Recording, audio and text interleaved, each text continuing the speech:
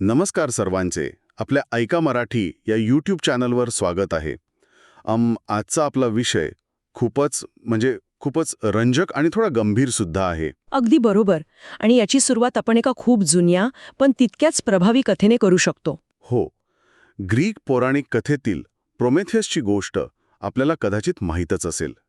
देवांपासून अग्नी चोरून त्याने तो माणसांना दिला आणि त्यांच्या आयुष्यात प्रकाश आणला. पण त्या बदल्यात त्याला काय मिळालं? देवांनी त्याला एका खडकाला साखळदंडांनी बांधून ठेवलं आणि एक गरुड दररोज येऊन त्याचं काळीज खात असे. बापरे, खूपच भयंकर शिक्षा होती ही. नक्कीच, ही एक न संपणारी शिक्षा होती. आता विचार करा, जर असाच एखादा प्रोमेथियस 20व्या शतकात जन्माला आला असेल तर. आणि ज्याने माणसाला फक्त अग्नी नव्हे तर साक्षात सूर्याची ऊर्जा आणि ताकद पृथ्वीवर आणून दिली असेल. अगदी तसंच. पण ती ताकद एवढी भयानक होती की तिने जगाचा चेहरामोहराच बदलून टाकला. बरोबर. ज्या माणसानं मानवजातीला स्वतःचाच विनाश करण्याची ताकद दिली, त्यालाच जेव्हा हे जग वाचवण्याचा प्रयत्न करायचा होता, तेव्हा देशानं त्याला कशी शिक्षा दिली. आजच्या या डीप डाईव्हमध्ये आपण याच मॉडर्न प्रोमिथियसची म्हणजेच जे. रॉबर्ट ओपनहायमर यांची कथा आणि त्यातील सर्वात पॉवरफुल आयडियाज उलगडणार आहोत. खरं तर त्यासाठी आपण अमेरिकन प्रोमेथियस या अत्यंत गाजलेल्या पुस्तकाचा आधार घेणार आहोत. काय बर्ड आणि मार्टिन जे. शर्विन या लेखकांनी तब्बल 25 वर्ष सखोल संशोधन करून हे पुस्तक साकारलं आहे. 1 मिनिट, 25 वर्ष? हो, 25 वर्ष. हे पुस्तक जगभरात लाखो लोकांनी वाचलेलं आणि अनेकांचं आयुष्य किंवा किमान विचार करण्याची पद्धत बदलणारं पुस्तक आहे. म्हणजे हे फक्त अणुबॉम्बच्या निर्मितीची किंवा मॅनहॅटन प्रोजेक्टची कथा सांगत नाहीये तर? अजिबात नाही. एका अत्यंत बुद्धिमान आणि तितक्याच गुंतागुंतीच्या व्यक्तीचा उदय कसा झाला आणि त्याचा दुर्दैवी अंत कसा झाला याचा हा एक खूप सखोल अभ्यास आहे. हे पुस्तक आपल्याला विज्ञान, राजकारण आणि नैतिकता म्हणजेच एथिक्सच्या संघर्षाची जाणीव करून देतं. क्या बात आहे. माणसाची बुद्धिमत्ता त्याला कुठपर्यंत नेऊ शकते आणि त्याच बुद्धिमत्तेचं ओझं त्याला कसं चिरडून टाकू शकतं, हे ऐकणाऱ्यांसाठी खूपच रंजक असणार आहे. नक्कीच. आणि यातूनच एक अत्यंत महत्त्वाचा मुद्दा उभा राहतो, जो आपली आजची पहिली आयडिया आहे: ज्ञानाचं ओझं आणि नैतिक कर्तव्य. ओपनहायमर यांच्या बालपणाकडे पाहिलं तर ते न्यूयॉर्कमधल्या एका अत्यंत श्रीमंत कुटुंबात वाढले. पण त्यांच्या विचारांची खरी जडणघडण झाली ती त्यांच्या शाळेत. ती एथिकल कल्चर शाळा ना? अगदी बरोबर. तिथे कोणताही पारंपरिक धर्म शिकवला जात नसे. तिथे मानवता आणि तत्वांवर भर दिला जात असे. स्वतःच्या फायद्यापेक्षा जगाचं भलं कसं होईल हे त्यांना तिथे शिकवलं गेलं. म्हणजे फक्त पुस्तकी ज्ञान नाही, तर सामाजिक न्यायाचे धडे दिले जायचे. हो. यासोबतच त्यांना साहित्याची आणि तत्वज्ञानाची प्रचंड आवड होती. तुम्हाला ऐकून आश्चर्य वाटेल, पण बर्कले विद्यापीठात असताना त्यांनी चक्क संस्कृत शिकून भगवद्गीता मूळ भाषेतून वाचली होती. खरंच? मूळ संस्कृतमधून? हो ना. आणि गीतेतून त्यांनी एक अत्यंत महत्त्वाची शिकवण घेतली, ती म्हणजे फळाची अपेक्षा न करता कर्तव्य करत राहणे. म्हणजे ड्युटीवर फोकस करणे. बरोबर. आणि हीच शिकवण त्यांच्या आयुष्यातील सर्वात मोठ्या निर्णयाचा पाया ठरला. जेव्हा दुसऱ्या महायुद्धाचा काळ आला आणि नाझी जर्मनी अणुबॉम्ब बनवण्याच्या जवळ पोहोचलीये अशी बातमी आली, तेव्हा सगळीकडे खळबळ उडाली असणार. अगदी. ओपनहायमर यांना हे शस्त्र किती विनाशकारी असू शकतं हे पूर्णपणे माहीत होतं. पण नाझी जर्मनीच्या आधी ते बनवणं हे त्यांनी स्वतःचं सर्वोच्च देशकर्तव्य मानलं. बरं, 1 मिनिट. हे जरा सविस्तर समजून घेऊया. मला इथे थोडा प्रश्न पडतोय. विचारा ना. जर त्यांना हे इतकं विनाशकारी आहे माहीत होतं आणि त्यांच्यावर मानवतेचे संस्कार झाले होते, तर त्यांनी हे काम थांबवलं का नाही? इथे खूप रंजक गोष्ट आहे, ती म्हणजे युद्ध सुरू असताना ओपनहायमर यांना एक वेगळीच खात्री वाटत होती. त्यांना वाटलं की जर हा बॉम्ब बनवून तो वापरला गेला तरच जगाला त्याचं भयानक स्वरूप समजेल. म्हणजे प्रत्यक्ष वापरल्याशिवाय लोकांना गांभीर्य कळणार नाही असं? अगदी तसंच.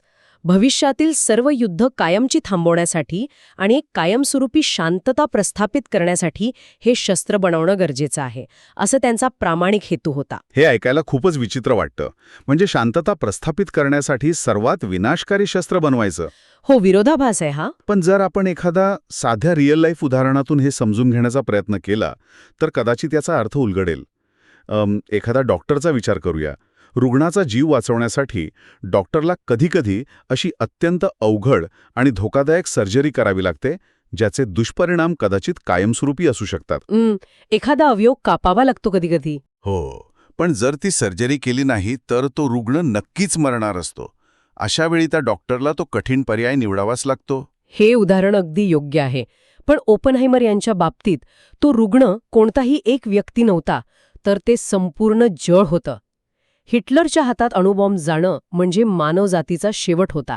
यातून आपल्या ऐकणाऱ्यांसाठी एक खूप महत्त्वाची प्रॅक्टिकल टेकअवे मिळते. आपल्या आयुष्यातही अनेकदा असे प्रसंग येतात जिथे कोणताही निर्णय 100% बरोबर नसतो. नक्कीच. सगळेच पर्याय थोडेफार धोक्याचे वाटत असतात. अशावेळी ग्रेटर गुड म्हणजेच बृहत्तर हिताचा विचार करून ती अवघड जबाबदारी स्वीकारणं आणि पुढे जाणं महत्त्वाचं असतं. अगदी बरोबर. पण नुसती जबाबदारी स्वीकारून चालत नाही. ती पेलण्यासाठी प्रत्यक्ष कृती करण्याची ताकद लागते. आणि इथूनच आपली दुसरी आयडिया सुरू होते, एकत्रीकरण आणि नेतृत्वाची ताकद. म्हणजे लीडरशिप अँड सिंथेसिस, राईट? हो, कारण मॅनहॅटन प्रोजेक्टची जबाबदारी ज्या माणसावर होती, तो माणूस म्हणजे ओपनहायमर खरं तर लॅबमधील प्रयोगांमध्ये खूप कच्चा होता. काय सांगताय? प्रॅक्टिकल फिजिक्समध्ये कच्चे होते? हो, केम्ब्रिजमध्ये असताना प्रयोग करताना त्यांच्याकडून नेहमी चुका व्हायच्या. पण त्यांच्यात एक अद्भुत क्षमता होती, ती म्हणजे सिंथेसिस किंवा वेगवेगळ्या गोष्टी जोडून पाहण्याची. म्हणजे लॉस ॲलमोसमध्ये त्यांनी जे केलं ते? अगदी. तिथे जगभरातील महान आणि वेगवेगळ्या स्वभावाच्या शास्त्रज्ञांना एकत्र आणण्याचं काम त्यांनी केलं. हान्स बेथे, रिचर्ड फाइनमन, एडवर्ड टेलर अशा दिग्गजांना एका अशक्य वाटणाऱ्या ध्येयासाठी त्यांनी प्रेरित केलं. अरे, इथेच खरी गंमत आहे. हे एखाद्या म्युझिक कंडक्टरसारखं आहे. कसं काय? म्हणजे बघा, त्या कंडक्टरला स्वतःला कदाचित प्रत्येक वाद्य उत्तम वाजवता येत नसेलही, पण सगळ्या वेगवेगळ्या वादकांना एकत्र आणून त्यांच्या सुरांचा मेळ साधून एक मास्टरपीस कसा तयार करायचा हे त्याला नक्की माहीत असतं. हे कंडक्टरचं उदाहरण अगदी चपखल आहे. ते फक्त एक वैज्ञानिक नव्हते, तर एका महान कम्युनिटीचे नेते बनले होते. ते इतरांचं काम समजून घेऊन त्यांना योग्य दिशा दाखवायचे. आणि हे शास्त्रज्ञ म्हणजे काही साधी माणसं नव्हती. प्रत्येकाचा इगो मोठा असणार. प्रचंड. उदाहरणार्थ रिचर्ड फाइनमॅन खोडकर होते. सुरक्षा रक्षकांना त्रास देण्यासाठी ते तिजोऱ्यांची कुलपं उघडायचे. पण ओपनहायमर यांनी त्यांना ओरडण्याऐवजी त्यांच्या टॅलेंटचा योग्य वापर केला. हे खरंच भारी आहे. एका रिअल लाईफ उदाहरणातून सांगायचं तर हे एखाद्या टेक कंपनीच्या मॅनेजरसारखं आहे. मॅनेजरला स्वतः कोडिंग परफेक्ट येत नसेलही, पण संपूर्ण टीमच्या टॅलेंटचा वापर कसा करायचा हे त्याला समजलं पाहिजे. अगदी बरोबर. आणि हीच आपली दुसरी प्रॅक्टिकल टेकअवे आहे. यश मिळवण्यासाठी तुम्हाला प्रत्येक गोष्टीत बेस्ट असण्याची गरज नाही. जर तुम्ही लोकांचं कौशल्य ओळखून त्यांना एकत्र आणू शकलात, तर तुम्ही कोणतंही मोठं ध्येय गाठू शकता. क्या बात आहे. पण या यशानंतर काय झालं? कारण इथूनच या कथेचा सर्वात अस्वस्थ करणारा भाग सुरू होतो, ज्यावर आपली तिसरी आयडिया आधारित आहे, गुप्ततेचा धोका आणि सत्याची किंमत. च्या खऱ्या परिणामांची जाणीव झाली. यशाच्या शिखरावरून त्यांचं पतन कसं झालं, ही खूप दुःखद गोष्ट आहे. म्हणजे त्यांना अपराधी वाटू लागलं होतं का? प्रचंड. त्यांनी हायड्रोजन बॉम्ब बनवण्याला स्पष्ट विरोध केला. त्यांचं म्हणणं होतं की अणुवस्त्रांवर आंतरराष्ट्रीय नियंत्रण असावं. पण यामुळे अमेरिकन सरकारामधील काही शक्तिशाली लोक दुखावले गेले. त्यात लुईस स्ट्रॉस प्रमुख होते ना? हो, लुईस स्ट्रॉस. आणि याच रागातून 1954 मध्ये ओपनहायमर यांच्यावर कम्युनिस्ट असल्याचा खोटा ठपका ठेवून सिक्युरिटी हिअरिंगमध्ये त्यांचा अपमान करण्यात आला. बापरे. आणि सर्वात वाईट म्हणजे एडवर्ड टेलरसारख्या त्यांच्याच सहकार्याने त्यांच्या विरोधात साक्षी दिली.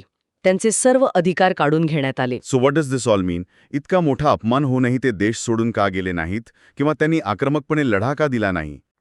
त्यांनी ती शिक्षा एक प्रकारचा प्रायश्चित्त म्हणून स्वीकारली. म्हणजे स्वतःला मुद्दाम त्या अग्निपरीक्षेतून जाऊ दिलं. हो, कारण त्यांना सरकारी धोरणांमधील अतिगुप्तता म्हणजे सिक्रेसी आणि त्यामुळे होणारे चुकीचे निर्णय मान्य नव्हते.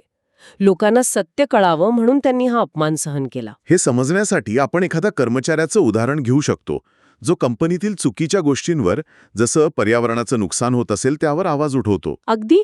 आणि मग काय होतं? बॉस त्याचं ऐकण्याऐवजी त्यालाच कामावरून काढून टाकतो.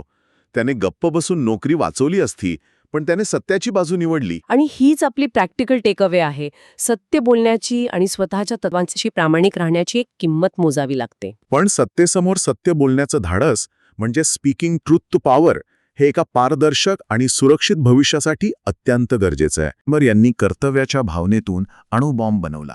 त्यांच्या अप्रतिम नेतृत्वाने लॉस अलामोसमध्ये अशक्य गोष्ट शक्य केली. आणि शेवटी तत्वांसाठी त्यांनी स्वतःचा राजकीय बळी कसा दिला हेही आपण पाहिलं. खरंच ही कथा आपल्याला खूप काही शिकवते. जाता जाता मला प्रेक्षकांसाठी एक विचार देण्यासारखा मुद्दा मांडायचा आहे. हो, सांगा ना. ओपनहायमर यांची कथा आपल्याला विचार करायला भाग पाडते की आज आपण AI आणि नवनवीन तंत्रज्ञान अत्यंत वेगाने विकसित करत आहोत, पण आपणही कुठेतरी त्या प्रोमिथियसप्रमाणे न पेलवणारी आग तर खेळवत नाही आहोत ना. अरे चा, हा विचार खरंच रात्रीची झोप उडवणार आहे. आपण तंत्रज्ञान तर बनवतोय, पण ते हाताळण्याची नैतिक प्रगल्भता आपल्यात आलीये का, हा मोठा प्रश्न आहे. नक्कीच. ऐकणाऱ्यांसाठी हा नक्कीच एक महत्त्वाचा विचार आहे. तर आपल्याला यापैकी कोणती आयडिया सर्वात जास्त उपयोगी वाटली कमेंट करून नक्की सांगा आणि आपल्या चॅनलला सबस्क्राईब करायला विसरू नका. पुन्हा भेटूया पुढच्या चर्चेत.